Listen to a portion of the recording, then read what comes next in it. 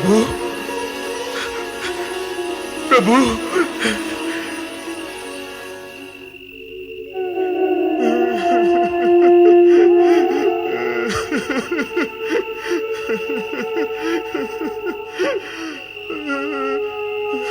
मैं क्या करूं भगवान, मैं क्या करूं? निर्दोष जीवों की हत्या करना मुझे अच्छा नहीं लगता, परंतु अपने परिवार का भरण पोषण करने के लिए मुझे ये पाप भी करना पड़ता है। अब आप ही बताइए प्रभु, मैं क्या करूं? क्योंकि यदि एक और जीव की हत्या पाप है, तो दूसरी ओर जीवों को भूखा रखकर उन्हें मृत्यु की ओर ढकेलना भी तो पाप ही है। मैं कौन सा पाप करूं, या कोई भी पाप ना करूं तो क्या करूं? मेरा मार्गदर्शन करिए भोलेनाथ, मेरा मार्गदर्शन करिए। मुझ पापी का कल्याण कीजिए प्रभु। वो भील आंसू बहा बहा कर आपको पुकार रहा है, आपकी सहायता मांग रहा है। उसकी व्यथा का अंत कीजिए महादेव, उसका मार्गदर्शन कीजिए।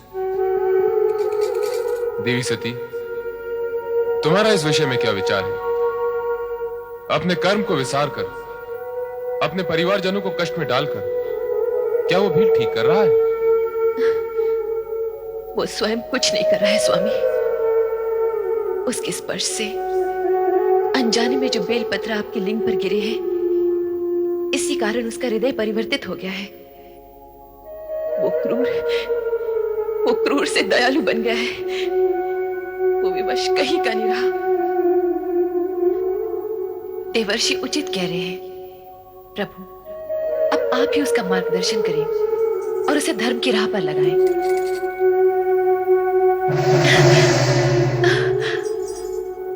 माता, प्रभु ने मेरी विनती सुन ली, मेरी प्रार्थना सार्थक हुई। अब उस भील का उद्धार अवश्य हो जाएगा। नारायण नारायण नारायण।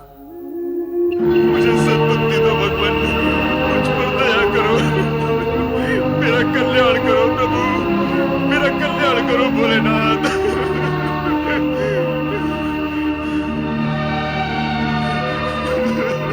हम अपने वचन के अनुसार यहाँ आ पहुंचे हैं। अब तुम अपना बाण उठाओ और अपने कर्म का पालन करो।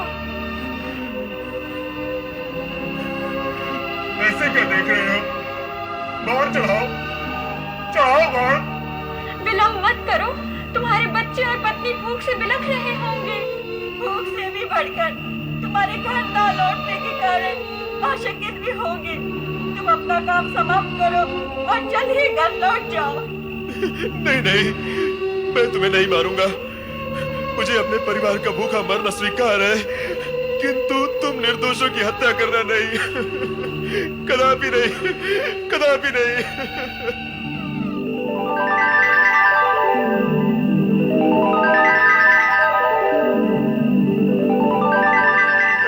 भोलेनाथ, भोलेनाथ।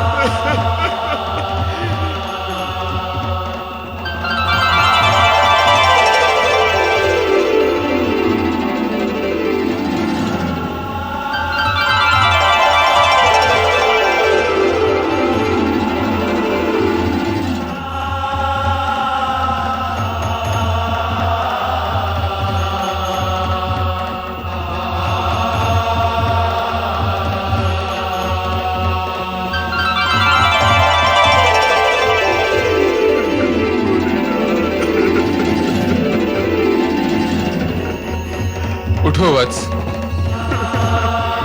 गुरुद्रुव, उठो।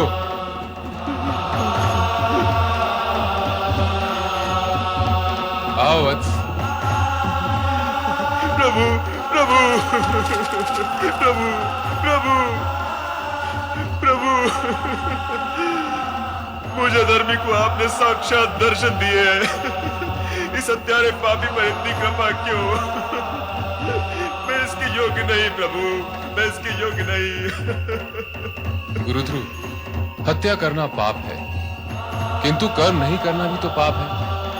और तुम्हारा तो कर्म ही ऐसा है जो तुम्हें न चाहते हुए भी पाप का भागी बना देता है। किंतु आज से तुम्हें ऐसा काम नहीं करना पड़ेगा जो तुम्हें पाप और आत्मग्लानि के बोझ तले दबाता जा रहा है।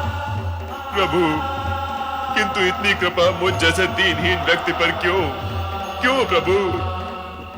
आज महाशिवरात्रि है। आज के इस पावन दिन बिल्व पत्रों से मेरी पूजा करने के पुण्य के फल स्वरूप तुम्हारा यह कायाकल्प हुआ है, और तुम तीनों ने आज के इस पावन दिन अपना दिया हुआ वचन पूरा कर दिखाया। ये देवी रूप उसी का फल है। तुम्हें मृग योनि से अपनी स्वाभाविक दिव्य योनि प्राप्त हुई। ओम नमः शिवाय। पिताजी, तुम सब इस रूप में? ये सब तुम्हारी भक्ति का प्रसाद है।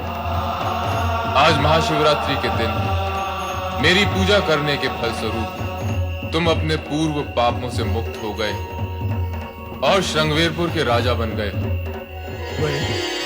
मैं और राजा? हाँ, अपने परिवार सहित वहां जाकर शिव आराधना को मन में उतार कर राज सुख का उपभोग करो।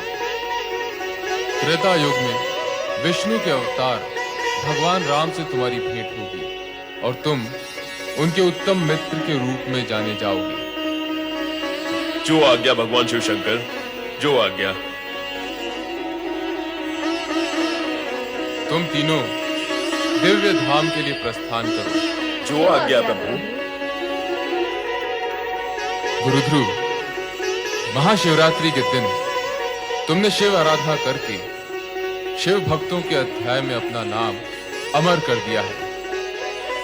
जो भी शिव भक्त महाशिवरात्रि के दिन तुम्हारी ये कथा सुनेगा, उसे वो सारे पुण्य प्राप्त होंगे जो तुम्हें हुए हैं। कल्याण भव।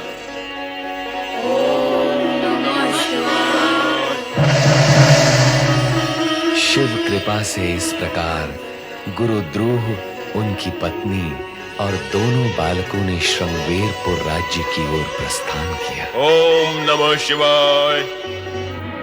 श्रृंगवेरपुर नरेश महाराज गुरुद्रोह की। श्रृंगवेरपुर नरेश महाराज गुरुद्रोह की। श्रृंगवेरपुर नरेश महाराज गुरुद्रोह की। श्रृंगवेरपुर नरेश महाराज गुरुद्रोह की। महाराज, श्रृंगवेरपुर की प्रजा आप जैसे शिव भक्त को अपने राजा के रूप में पाकर अति प्रसन्न है। महामंत्री जी, ये सब भगवान शिव की कृपा का फल है। हम चाहते हैं हमारी प्रजा निरंतर भगवान शिव की आराधना करके उनकी कृपा प्राप्त करती रहे, जिससे कभी किसी को कोई कष्ट ना हो। अवश्य महाराज, सारी प्रजा में ओम नमः शिवाय इस पंचाक्षरी मंत्र की गूंज उठ रही है। ओम नमः शिवाय। ओम नमः शिवाय। नारायण नारायण। महामंत्री का कथन अत्यंत सत्य है महाराज। महाशिवरात्रि की रात्रि को आपके मन में जो शिव भक्ति की ज्योति प्रकट हुई थी, उसी के प्रभाव से आपको ये शिव भक्त प्रजा और श्रृंगवेरपुर राज्य प्राप्त हुआ है। ओम नमः शिवाय। मुझे सब स्मरण है देवर्षि। मुझे ये भी स्मरण है कि उस रात आप ही ने मुझे बिल्व पत्र के पेड़ पर बैठे देखा था और नारायण नारायण। और मैं वहां से सीधा शिव सती के शरण में कैलाश पहुंच गया था। राजन, आप अत्यंत भाग्यवान हैं। महाशिवरात्रि के दिन आपके हाथों हुई शिव भक्ति और पशुवत से विरक्ति के कारण शिव भक्ति में और उसके इतिहास में आपका नाम अमर हो गया है। स्वयं शिवजी और माता सती आपकी शिव भक्ति की प्रशंसा करते हैं। ये सब आपकी कृपा है देवर्षि। मेरी नहीं राजन, भोलेनाथ की कृपा है। और जब भोलेनाथ की कृपा होती है तो असंभव भी संभव हो जाता है। राजन, मैं आपको एक रहस्य बताना चाहता हूं। कौन सा रहस्य देवर्षि? युगों युगों तक आप श्रृंगवेरपुर पर राज करेंगे। शिव भक्ति से प्राप्त सिद्धि के कारण आपकी आयु अपरिमित होगी। आप त्रेता युग में भी जीवित रहेंगे। क्या कह रहे हैं देवर्षि? मैं त्रेता युग में भी जीवित रहूंगा?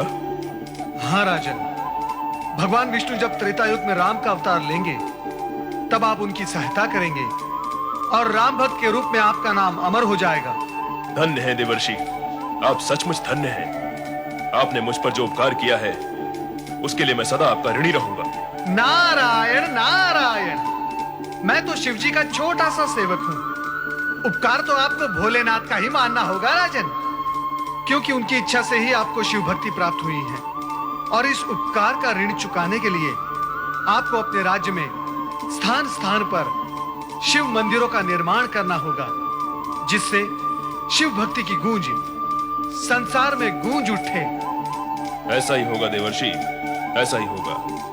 हम राज्य के कोने कोने में शिवालयों का निर्माण करवाएंगे और हर शिव पर्व पर उत्सव मनाएंगे, और ये सब भोले शंकर की कृपा से होगा। ओम नमः शिवाय। राजन, जानते हो, इसी ओम नमः शिवाय के प्रभाव से वो हिरण और हिरणी कहां पहुंच गए जिन्हें आपने प्राणदान दिया था?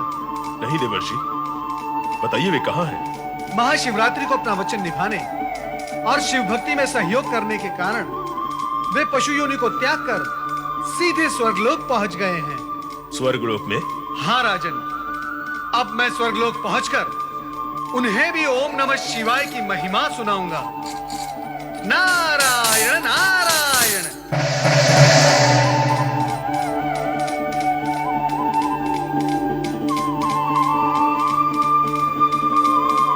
भोलेनाथ की लीला अपरंपार है।